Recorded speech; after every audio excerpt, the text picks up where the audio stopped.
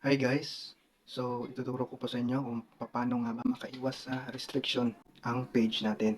Una nyo pong gagawin para po makaiwas tayo sa restriction o violation na napapansin ni Facebook, lalo na pag nag-spam tayo ng follow to follow or nakikipag-engage tayo sa mga reels to reels. Yan, ganyan. Ganito po yung gagawin nyo. Unang-una, hanap kayo ng mga reels na kukomenta nyo. Ganyan guys. Pag i-click nyo yan, panoorin nyo muna yung reels ng buo. Patapusin nyo muna guys.